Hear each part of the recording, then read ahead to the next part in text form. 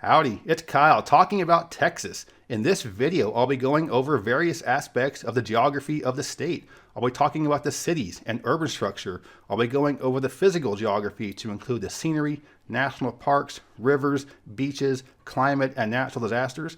I'll be talking about economic indicators to include industries that drive the economy, companies headquartered in the state, tax rates, and agriculture. And I'll also be going over the culture of the state to include music and food. So if you're interested in learning more about the Lone Star State, this is the video for you. Texas sits in the south central part of the country. It's the second largest state in terms of area, with only Alaska being larger. At the 2020 census, the population was 29.1 million, which ranks it second in the U.S. That's up from 25.1 million in 2010. And that represents the third most growth of all states in the 2010s. It's a majority-minority state, and the population is about 40% each Anglo and Hispanic. It was admitted to the Union in 1845 as the 28th state. The capital city is Austin with a population of 962,000. That's up from 790,000 in 2010. It's the second fastest growing of the top 50 metros in the U.S. The metro area has about 2.4 million people, which ranks it 28th in the U.S., and it's only continuing to grow with no slowdown in sight. On top of it being the state capital, it's also home to the main campus of the University of Texas, and is nicknamed the live music capital of the world for being a major player in the music industry. The downtown is very lively. The main street for entertainment downtown is 6th Street. There are all kinds of bars and nightclubs and live music joints there, and it's pedestrian only on weekend nights. The whole city's kind of hip and cool, but South Austin's also extra hip and cool too. Some really cool record shops there. And with all the folks moving there, you can expect lots of gentrification, and you're seeing that largely in East Austin. The area is predominantly Mexican, and they're fighting gentrification, but that's often an uphill battle. The city is also famous for the Congress Street Bridge, which goes over the Colorado River right downtown, and this is where you have a large colony of Mexican free-tailed bats during the summertime. In summer evenings around dusk, hundreds of thousands of these bats come out from under the bridge and start feasting on insects. And even though most people hate bats, they're extremely important animals, and Austin is entrusted with making sure this huge bat colony remains intact. A lot of major high-tech companies have been moving there. Tesla is moving there and opening up a big factory. And lots of people that want to just be somewhere that's fun and exciting are moving to Austin.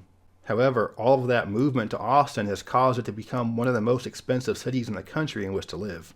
As of the time of me posting this video, the median house value in Austin is $566,000. The median listing price is $600,000. That's the city of Austin. The Austin metro area, the median house value is $476,000. It's gotten extremely expensive. The median house value is now more than the DC metro area. That's about the same as Denver, and believe it or not, it's approaching New York City metro's median house value. And that's all within an area with fairly low wages compared to those other really expensive parts of the country. But for the time being, it's a really popular spot. People keep moving there, and it's a lot of fun. The largest metropolitan area is the Dallas-Fort Worth Metroplex.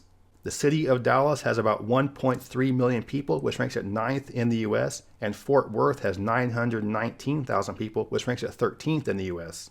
The overall metropolitan area has over 8 million people. The metro area ranks 5th in the U.S., and the combined metro area ranks 6th. Most urban planners and geographers, including myself, rank Dallas pretty low when compared to other big cities in the U.S., but there are some pretty cool neighborhoods in town. The most lively entertainment district is called Deep Ellum. It's adjacent to downtown. A lot of live music clubs there. This area used to be a very poor area, then it was gentrified into an area with a bunch of nightclubs. And then the nightclubs got really seedy, and now the neighborhood has been re-gentrified into an area with a lot of newer live music clubs. Uptown is the part of town with a lot of new condos, really upscale and expensive shops up there. The West End Historic District has been gentrified a little bit. This is the part of town where the JFK assassination took place in 1963, and Dealey Plaza is there as well as the museum. And although this area has been preserved, it's becoming largely a tourist part of town. Oak Lawn is an area that used to be predominantly Mexican, but now it's been gentrified, a lot of high-rise condos, and is the prime neighborhood in the city as well. A half an hour to the west is the city of Fort Worth. I would say Fort Worth is a little bit nicer than Dallas, but it's also a little bit more bland. It's home to the Fort Worth Stockyards, which is a well-preserved Old West historic district. There are a lot of Texas souvenir shops there. There's a mock cattle drive. It's all very touristy, but it is also pretty cool. Not too far from there is Billy Bob's, which bills itself as the world's largest honky-tonk. Has live music with a huge dance floor. There's an indoor rodeo arena. But if you're going to visit the area, do check out the Stockyards and go have a drink at Billy Bob's. The near south side is the most interesting entertainment and nightlife district in the city. And there's a huge new development going on there called Panther Island. This is an over $1 billion development that's being used as a flood control project, but also as a river walk. So Fort Worth is alright, but it does feel like one giant suburb as opposed to a big city. The biggest city in the state is Houston, with a population of 2.3 million, is the fourth biggest city in the US. And the metropolitan area has about 7.3 million people, which makes it seventh in the US. Because the economy of Houston is based on different stuff than Dallas, it does have a different feel. But just like Dallas, there are many parts of town that have been gentrified. One is called the Warehouse District, and this is where you have a lot of artist galleries and studios. Another area called Edo is the old Chinatown part of town. There are some galleries there, live music and restaurants. And just like in Dallas, the part of town called Uptown is much more upscale, a lot of luxury shops there. And another part of town called the Heights, which is mostly upscale gentrification. And just like in many other cities, the part of town called Midtown is a really cool part of town. This is the prime nightlife area, a lot of local restaurants and shops. And another part of town like this is called Montrose, a lot of funky local boutiques, a lot of gay bars. And there are also a couple of pretty cool green spaces right downtown as well. One of the things that makes Houston feel a little bit different than Dallas is the enormous Texas Medical Center. This is the largest medical campus in the world. There are over 100,000 employees there. And this place is so big, it's almost like a secondary downtown, a big cluster of high-rises there. And Houston is also home to the NASA Johnson Space Center. And this is where you have flight control and astronaut training. And it's also home to Rice University, one of the elite research universities in the country. So I think the combination of the medical center, NASA, and Rice University gives Houston a little bit of a different feel than Dallas, and I personally prefer Houston to Dallas. And another reason for that is because of the nearby coastal areas. The prime beach area is the city of Galveston, not too far from Houston. This is where you have the biggest beach, the big boardwalk there, and you have a really nice Strand historic district there as well. The next largest city in the state is San Antonio, with a population of about 1.5 million, which makes it seventh in the US. The metro area has about 2.6 million people, and it ranks 27th in the country. The city is most known for two things, the Riverwalk and the Alamo. The Riverwalk is a 15-mile-long below street level riverwalk. Most tourists know it just for the part in the immediate downtown, but it does go on through quite a bit of the city, connects museums and the San Antonio missions. I think this is a great development. It makes the city a little bit easier to walk through, and because it's often very hot there, it's going to be a few degrees cooler on the Riverwalk. San Antonio is the largest city in the US with a Hispanic majority. About 64% of the population there is Hispanic. Market Square is the largest Mexican market in the US. A lot of arts and crafts stalls, restaurants, a lot of tourists go there, but it isn't really touristy. It's not that different from a market you might find in Mexico. Although admittedly this is not the best part of town for the most authentic Mexican food. A very popular development in town is called the Pearl. There are several restaurants there, a riverside amphitheater, and it is a little more upscale and kind of touristy. In doing a little research, a lot of locals aren't happy with the direction that the Pearl has gone. It's a little overpriced now, and now it's more like a spot you go to hang out as opposed to a destination. The city is nicknamed Military City USA because of the large number of military installations in and around the city.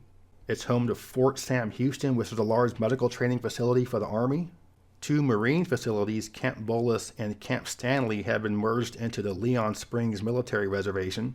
It's also home to Lackland Air Force Base, Joint Base San Antonio, and this is where Air Force basic training takes place. And although both San Antonio and Austin are growing a lot, and they tend to be growing into each other, it isn't one large metro area. They're nowhere near as close to each other as Dallas-Fort Worth or DC-Baltimore or Boston-Providence. It's more like Chicago-Milwaukee. So they're an hour and a half apart, so it's a bit too much to be called one metro area, but it is growing a lot. The next largest city in the state is El Paso, with a population of 680,000. It's the 23rd largest city in the US. The metropolitan area has 1,086,000 people and it straddles the state line with New Mexico. Of the metro area, 866,000 are in Texas, 220,000 are in New Mexico. It sits right along the Mexican border. Just across the Rio Grande is the city of Juarez. And one of the big ironies is that El Paso is one of the safest cities in the U.S., and Juarez is one of the most dangerous cities in the world.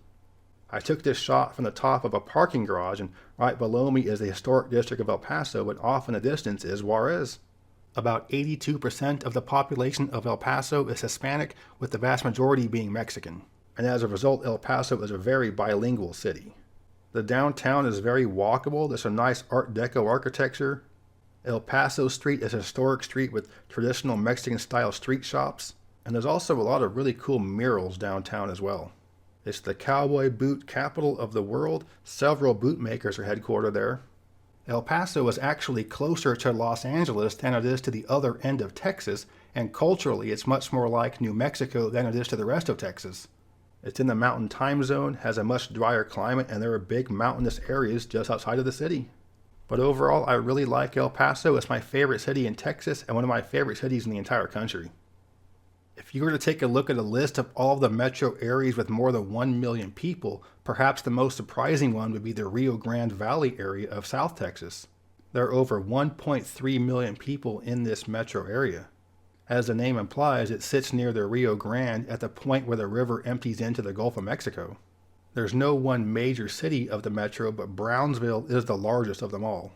Brownsville has about 187,000 people, and the other largest cities in this metro area include McAllen, Edinburgh, and Mission. And as you might expect, being along the Mexican border, approximately 94% of the population there is Mexican. It's one of the poorest parts of Texas with about a 25% poverty rate, but just like most of the other areas along the border, the crime rate is low.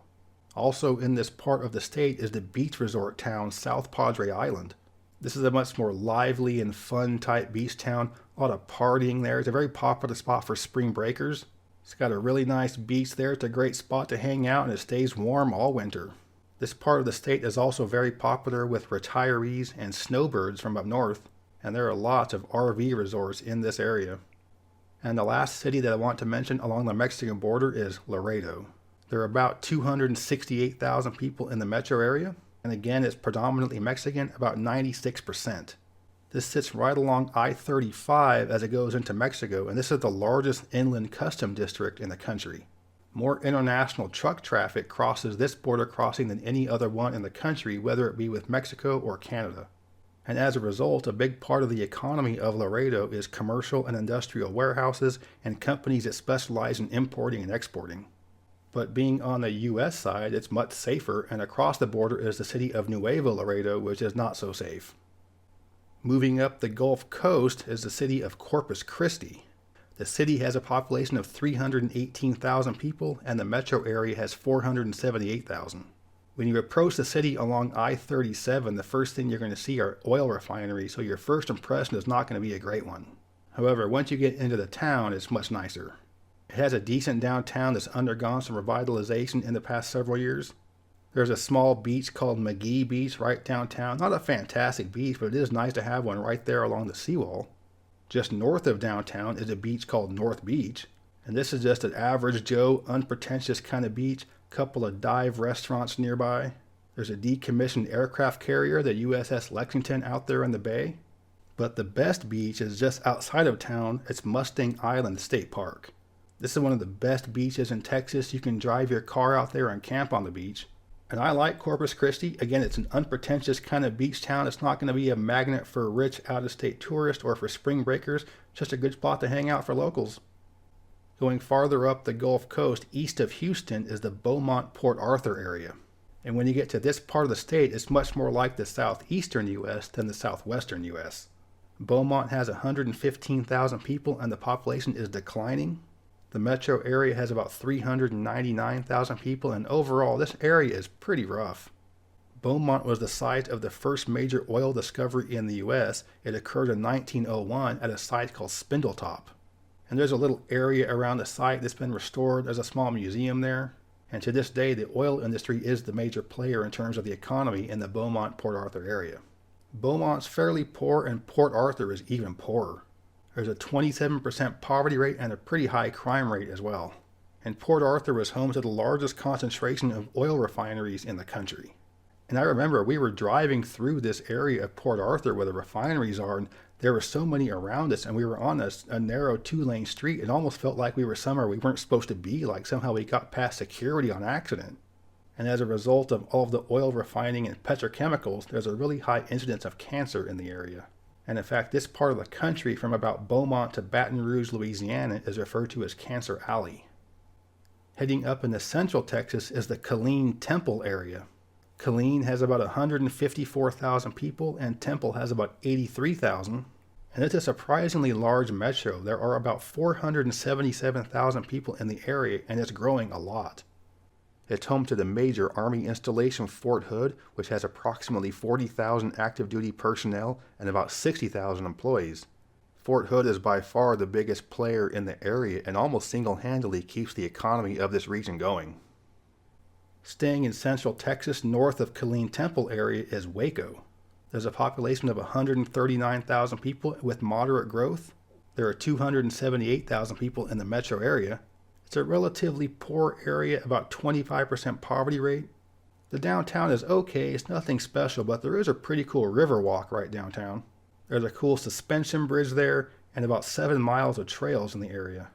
The city is home to the private Baylor University, and as a result, there are some student-oriented businesses near campus, although I wouldn't call Waco a college town. And just like Killeen Temple, it sits along I-35, and there's been a lot of population growth along this corridor between Austin and the Dallas-Fort Worth Metroplex. Heading back over to West Texas is the Midland-Odessa area. Midland has about 132,000 people, Odessa has 115,000, and there are about 342,000 in the overall metro area.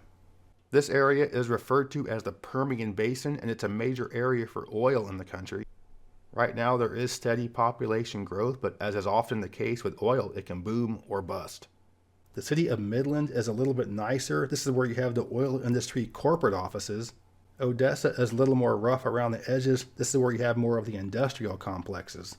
But the area is trying to diversify its economy to not rely entirely on oil. There's also a lot of big wind turbines been going up. Heading north from there into the Panhandle, you get to the city of Lubbock. It has a population of 257,000 people and there's moderate growth. The metro area has 397,000 people, and it's most well known for being the home of Texas Tech University. This is the primary wind energy research university in the entire country, and it's also home to the American Windmill Museum. And if you've been to the Panhandle, yeah, it's pretty windy there. In the area is Yellow House Canyon, which is about 20 miles long, and for portions of it there are dams and lakes formed, and it's called Canyon Lakes Park. So Lubbock gets a pretty bad rap, but it's alright. Staying in the Panhandle going north from Lubbock, you eventually reach Amarillo. There's a population of 201,000 with some slow growth, and the metro area has about 268,000 people. It sits right along Interstate 40, which was built to replace the old Route 66, and so you have some old Route 66 history stuff going right through the city. The downtown is okay, and if you're on a cross-country road trip, I do think it's worth it to get off the interstate to take the business route through the city instead of plowing through it on the interstate. The city is known for 3 main things. One is the big tourist trap steakhouse, the Big Texan. And this is where you can try to eat a 72-ounce steak, and if you can do it in an hour, it's free. Just outside of the city is Cadillac Ranch, which is a public art installation consisting of 10 classic Cadillacs buried nose first into the ground. It's easily accessible off of I-40, and the public is encouraged to go there and paint their own graffiti on it. And this is one of those classic roadside attractions where you get out of the car, take a picture of it, and then get back in the car. But the best thing about Amarillo is just what's outside of the city, and that's Palo Duro Canyon State Park. The canyon is about 120 miles long, and it ranges between 800 and 1,000 feet deep. It's a nice spot to go hiking, and there's lots of hiking and mountain biking trails there. So those are the metro areas in the state with a population more than 250,000. With a state as large as Texas, there's of course going to be many other cities to talk about, but I did want to just go over the major ones. Next, I want to get into the physical geography of Texas. With an area this big, there are quite a few differences in scenery that you'll see from one end of the state to the other. With mountainous deserts in the west, subtropical swamps in the south, and Great Plains in the north, there's just a huge variety in the natural landscape. And there are also quite a few natural disasters there as well. It's often flooding down in Texas. All the telephone lines are down. So let's get into the physical geography of the Lone Star State. The westernmost portion of the state is where you have the driest climate and the highest elevations. The farther you get from the Gulf of Mexico, the less humid it's going to be, and the westernmost portions of the state are desert, very little precipitation and very little vegetation. This is also the part of the state where you have the highest elevations. The highest peak is Guadalupe Peak, which stands at 8,749 feet, and Texas ranks 14th amongst all the states for its high point. It's located within Guadalupe Mountains National Park, which is one of 2 nature-oriented national parks in the state. It's right along the border with New Mexico, and it's really close to Carlsbad Caverns National Park. The largest national park in the state is Big Bend National Park, right along the Mexican border along the Rio Grande. The elevations aren't as high as Guadalupe Mountains, but the scenery is more spectacular. Beautiful steep-walled canyons along the Rio Grande, and it's a popular spot for paddling. However, it can be dangerous to visit this park in the summer. It gets really hot down there. So if you want to do any kind of serious hiking or backpacking there, it probably has to be between October and April. This is a very desolate part of the state, and the park is nowhere near Interstate 10, and as a result, it's way out of the way and not many people visit there. Moving up into the Panhandle is where you get into the high plains, and although the landscape is relatively flat, the elevations are relatively high. Lubbock sits at over 3,200 feet, and Amarillo sits at over 3,600 feet. Heading into central Texas is where you have hill country. This is a lightly populated area, and as the name suggests, it's pretty hilly. The highest point is about 800 feet or about 240 meters, and most of the hills are under 500 feet or 150 meters. Enchanted Rock is an exposed rock outcropping, and it's a very popular hiking trail. Devil's Backbone Road is a windy highway that goes through the area, and it's a very beautiful drive. And on my last road trip through Texas, I went through some of these back roads through hill country. It's very scenic. However, in the eastern portions of hill country, we're starting to see a lot of people move there, building McMansions out there, and a lot of development going on. Hill country goes right up to Austin and San Antonio, and with those 2 cities growing so much, a lot of folks are moving farther and farther out and into hill country. And as much as Texans talk up hill country as a very beautiful part of the state, and it is, you rarely hear Texans talk about their beautiful swamps and bayous in the east and southeast part of the state. A really nice spot is called Big Thicket National Preserve, some nice boardwalk trails and good spots for paddling. And Sam Houston State Forest is another area with some nice hiking trails along boardwalks and some more good spots to go paddling. And this portion of the state right along the Gulf Coast is where you have a lot of national wildlife refuges. Texas is a very important state in terms of bird migration, and you can see many of them hanging out there during the winter. Probably my favorite beach in the state is Malachite Beach south of Corpus Christi. This is part of the protected Padre Island National Seashore, and when we were there a couple of years ago, we drove out there and camped on the beach. Now I wanted to mention some of the main river systems in the state.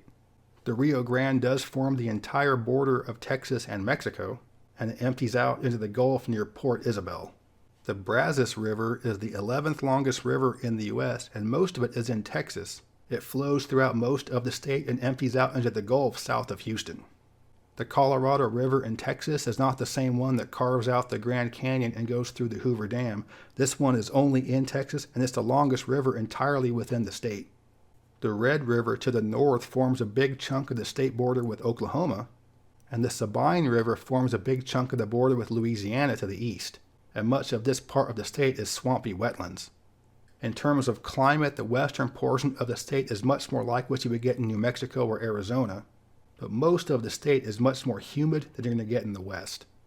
I would say that summers in central and east Texas are the worst summers in the entire country. Here you have a combination of the heat of the southwest with the humidity of the southeast. This is a weather map from some random day in summer in Texas, but these temperatures are pretty normal. Those 107, 108, 111 is really hot, but those other ones are pretty common temperatures. To put that in perspective, I've lived in Chattanooga for 15 years. The temperature has hit 100 exactly one day in those 15 years. You just normally don't see temperatures that high in the southeast. But of course the flip side is that winters are pretty nice. So now I want to get into what is probably the worst thing about Texas, the number of natural disasters it faces and the wide variety of disasters it faces. The state is very susceptible to hurricanes and many have made landfall there. I certainly can't mention all of the major hurricanes that have hit Texas, but I did want to go into a detail about a couple of specific ones. The most recent major hurricane to hit the state was Hurricane Harvey in 2017. This was a Category 4 storm with wind speeds of approximately 130 miles an hour, and it dumped approximately 40 inches of rain or 1,000 millimeters of rain over 4 days. It caused over $125 billion in damage, mostly around the Houston area, and also caused over 100 fatalities. Another major storm that affected the Houston area was Tropical Storm Allison in 2001. And I wanted to point this out because it wasn't even a hurricane, it was only a tropical storm. Hurricane refers to wind speed, so it has to be 74 miles per hour or more to be considered a hurricane. Below that, it's a tropical storm. But as with the case of Allison, a tropical storm can dump just as much rain as a major hurricane. This storm also dumped more than 40 inches or 1,000 millimeters of rain over the course of 6 days. So just because a storm is only a tropical storm doesn't mean it can't be really dangerous. But hurricanes certainly aren't the only natural disaster that Texas faces. It's also the #1 state in the country for tornadoes. Oklahoma and Kansas get more tornadoes per square mile, but because Texas is so much larger, it does get the most number of tornadoes. And just as how a tropical system doesn't have to be a hurricane to be disastrous, a severe thunderstorm doesn't have to spawn tornadoes to be disastrous. Texas is well known for having some serious hailstorms. You can get hail the size of baseballs or even softballs falling from the sky. Ones that size aren't too common, but quarter-size or golf ball-sized hail is pretty common. And that's got to be pretty scary to be caught out there in a field with hail like this coming down. And I'm pretty sure all that livestock out in the farms don't really enjoy it either. And although winters are usually pretty nice in Texas, as we found out in 2021, it can get really cold there sometimes. With record low temperatures throughout much of the state, 70% of the population was without power for time and 50% was without water. And that overall winter system caused over $200 billion in damage. The state's official death toll was 246, but most independent estimates put it much higher than that. Most of the deaths were from hypothermia. People in Texas just really don't have the kind of clothing you would need to handle temperatures that low. What is winter wardrobe in Houston? A light sweatshirt and a pair of jeans. So you take the vulnerability from hurricanes, tornadoes, hail, floods, and ice storms, add it all up, and you get this. In a previous life, I did natural hazards planning, preparedness, and response, when I can tell you with 100% certainty that wind and water does the most damage.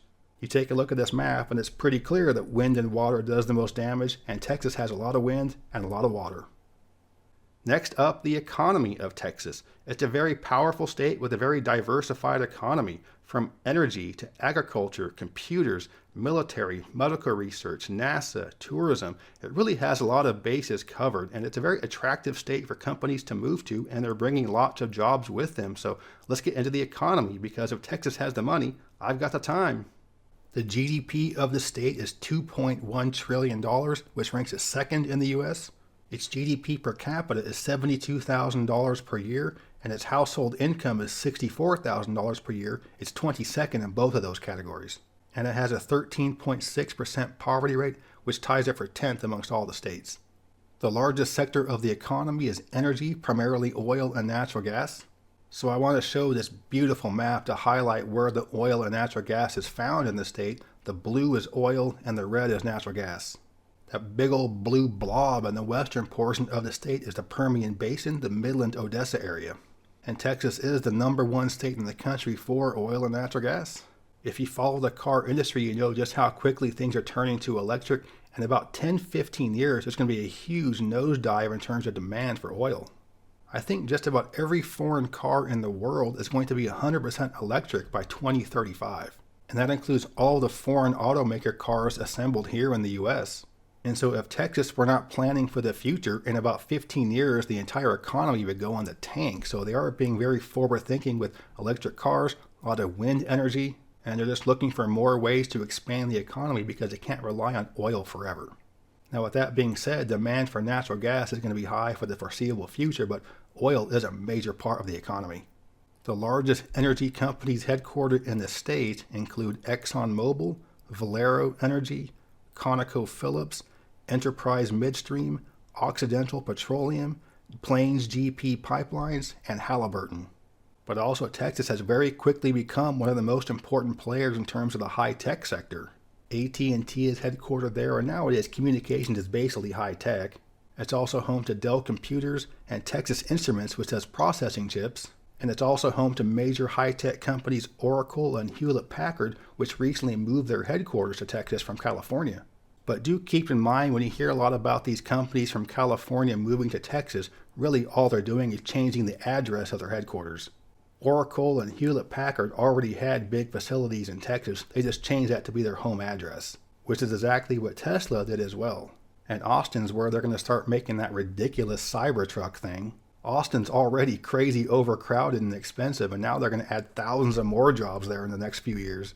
Some of the other big companies headquartered there include American Airlines, Southwest Airlines, BNSF Railway, D.R. Horton Home Builders, CBRE Commercial Real Estate, Keller Williams Realty, Keurig Dr. Pepper, Frito-Lay, 7-Eleven stores, GameStop, and McKesson Pharmaceuticals, which is the primary distributor for the COVID-19 vaccines. But it isn't just that either. It's also a major player in agriculture. The agricultural sector of the state is about $25.4 billion a year, which ranks it third in the U.S. The most important part of the agricultural sector there is cattle. Texas ranks number one in terms of beef. It's also by far number one for cotton. About 42% of all the cotton in the U.S. comes from Texas. The state ranks first in pumpkins, second in grain sorghum, third in pecans, third in peanuts, third in grapefruit, fourth in watermelon, fifth in rice, fifth in dairy, fifth in cucumbers, fifth in sunflower seed and oil, sixth in poultry, and ninth in wheat. So very diversified economy, including very diversified agriculture. But it's also a very important state in terms of transport. With American Airlines headquartered in Dallas, Dallas-Fort Worth International Airport is the fourth busiest airport in the U.S. The Port of Houston is the sixth busiest port in the country for container volume and first for tonnage. And the Port of Corpus Christi ranks third in tonnage. In terms of taxes, Texas is famously a state with zero state income tax. However, that doesn't mean it's a low-tax state. The state has the 12th highest sales tax and the 6th highest property tax in the country.